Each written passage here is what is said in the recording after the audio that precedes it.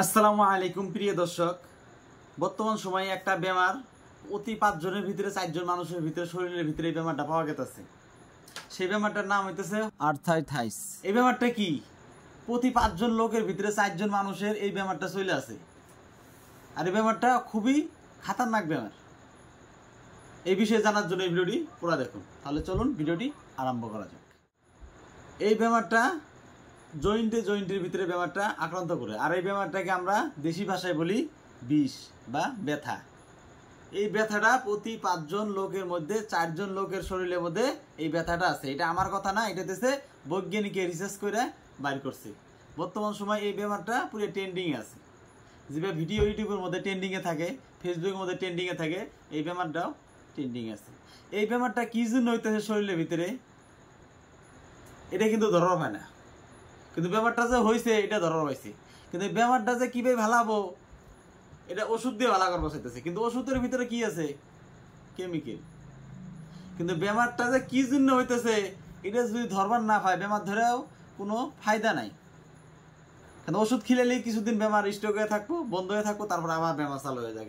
আর আপনাদের যদি এই বেমার হয়ে থাকে, কেউ কেউ আছেন যে বেমার ট্রিটমেন্ট করছেন, ডাক্তার বাড়ায় গেছেন, পরীক্ষা করছেন যে বিষ, এই হাঁটুর মধ্যে বিষ, ঘাড়ের বিষ, আবার ঠ্যাঙের বিষ, এই বিষ বেদনাগুলো যে হয়েছে পরীক্ষা ঠিকই করছেন, কিন্তু ধরা পড়ে নেই কিছু, যে ভাঙেও নাই, ক্ষয়েও যায় নাই, কিছুই হয় নাই, কিন্তু বিষ ধরে পেতেছেন। কি জন্য বিষটা হইতেছে? মূল কারণ হইতেছে একটাই।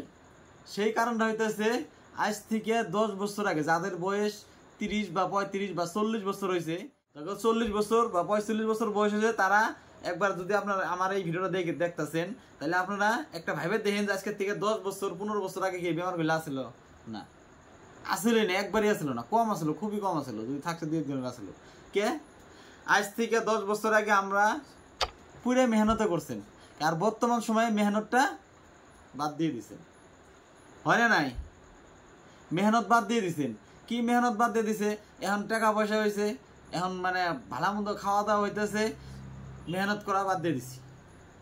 যার কারণে কিছুদিন আগে আমাদের রক্তটা চলাচল করছে ঠিক মতো, জয়েন্টে রক্ত যায় স্টকে থাকবার নাই, মানে এক জায়গা যায় আটকের রক্ত থাকবার নাই। রক্তটা কি কামের প্রেসারে, শরীরের প্রেসারে রক্ত সারা শরীর দিয়ে চলাচল করছে। আর যখন সারা শরীর দিয়ে রক্ত চলাচল করবো, তখন শরীরটা ফিট থাকবো, শরীরে শক্তি আসবো। এই যে শক্তির কথাটা কইতেছি, শক্তিটা কি জন্য মানুষের কাছে চলে গেছে দেখুন। আপনারা যারা ভিডিও দেখতেছেন, এই পুরো ভিডিওটা দেখেন, আপনারা বহুত কিছু জানতে পারবেন। শক্তিটা আজ থেকে 10 বছর আগে যে শক্তি ছিল, একবার আপনাকে অন্তরে জিজ্ঞাসা করে দিয়েছেন আজকে ওই শক্তিটা আছে নাকি? আজ থেকে 10 বছর আগে যে শক্তি ছিল, 5 বছর আগে যে শক্তি ছিল, শক্তিটা আছে নাকি? কি জন্য চলে গেছে? আমরা মেহনত বাদ দিয়ে দিছি, আমরা পরিশ্রম বাদ দিয়ে দিচ্ছি। বিষ বেদনাটা যাদের পুরে আছে, নড়াইতেছে না, গিটে জয়েনে বিষ হইতেছে, কোমরের বিষ, হাতের কবজির বিষ, ঘাড়ের বিষ, এগুলো ব্যথা যাদের আছে, আপনারা কি করবেন? একটু একটু করে মেহনত করবেন। একবারে পুরে মেহনত করা যাবে না। একবারে পুরে মেহনত করলে তখন বিষ আরো ডাবল হয়ে যাবে। আস্তে আস্তে মেহনত করানো, একটু একটু হাঁটবেন, সকাল করে ঘুমের থেকে করে চেষ্টা করবেন, ফজর নামাজ পড়বেন, নামাজ পড়ে একটু হাঁটাহাঁটির চেষ্টা করবেন।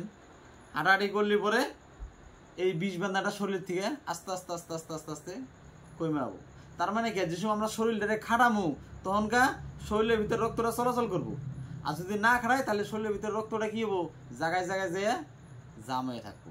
আর যে জায়গায় যে জাম হয়ে থাকবো, ওই জায়গার মধ্যেই ভেজাল দাও। আজকের ভিডিওটা এতটুকুই। দেখা হবে অন্য একদিন নতুন একটা ভিডিও নিয়ে। সেই ভিডিওটা হইতেছে শক্তিটা আমরা কিভাবে অর্জন করবো, শক্তিটা আমার শরীরে কিভাবে শক্তিটা আসবো, এই বিষয় নিয়ে আলোচনা করবো।